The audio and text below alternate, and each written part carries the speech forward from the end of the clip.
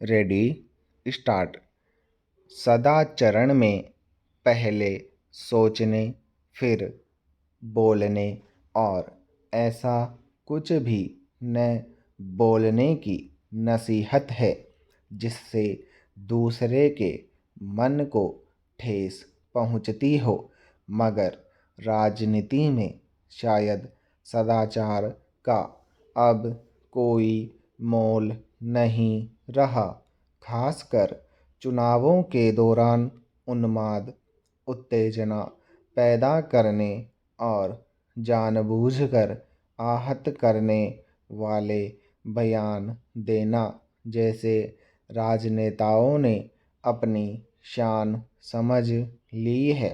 यही वजह है कि उत्तर प्रदेश, उत्तराखंड और पंजाब में चुनाव प्रचार के दौरान कई राजनेता निसंकोच ऐसे बयान देते देखे जा रहे हैं जिन्हें किसी रूप में मर्यादित और संवैधानिक नहीं कहा जा सकता।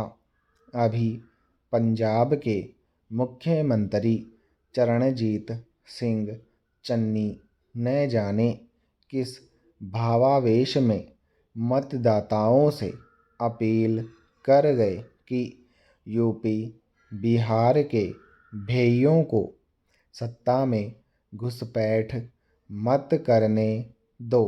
बस क्या था, आम आदमी पार्टी के मुखिया समेत तमाम विपक्षी दलों को उन्हें निशाना बनाने का मौका हाथ लग गया। हालांकि अरविंद केजरीवाल खुद भूल गए कि ठीक ऐसा ही बयान कुछ साल पहले उन्होंने भी दिया था कि यूपी बिहार के लोग दिल्ली में आकर मुफ्त में इलाज करा जाते हैं। अब जिस तरह अपने बयान पर चन्नी सफाई देते फिर रहे हैं, कुछ उसी तरह केजरीवाल भी तब देते फिरे थे। उत्तर प्रदेश, बिहार के लोग देश के विभिन्न शहरों में रोजी रोटी या नौकरियों की वजह से जाकर बसे हैं। यह पहला मौका नहीं है जब किसी राज्य का मुखिया उनकी तादाद से इस तरह असहज दिखा हो। असम और महाराष्ट्र में तो इन राज्यों से गए लोग पीटे और भगाए जाते ही रहे हैं। दिल्ली की मुख्यमंत्री शीला दीक्षित ने भी एक बार कहा था कि यूपी बिहार के लोगों की वजह से दिल्ली की आधारभूत संरचना पर भारी दबाव पड़ रहा है। दरअसल पूर्विया या भैया कहे जाने वाले इन लोगों के प्रति बहुत सारे राज्यों में एक आम धारणा हिकारत की ही रही है।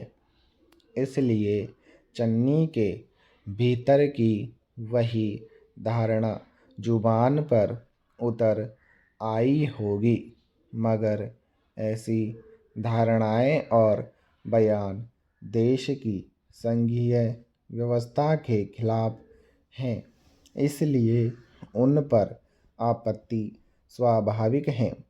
देश के किसी भी हिस्से के किसी भी नागरिक को देश के किसी भी हिस्से में जाकर काम करने और बस जाने का अधिकार है।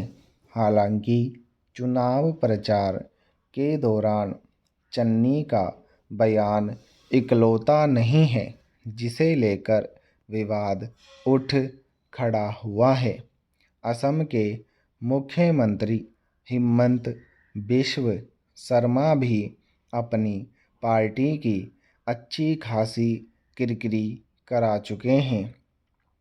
उत्तर प्रदेश के मुख्यमंत्री योगी आदित्यनाथ तो आए दिन ऐसा कुछ बोल देते हैं जिसे लेकर पार्टी और उन पर अंगुलियां उठनी शुरू हो जाती हैं।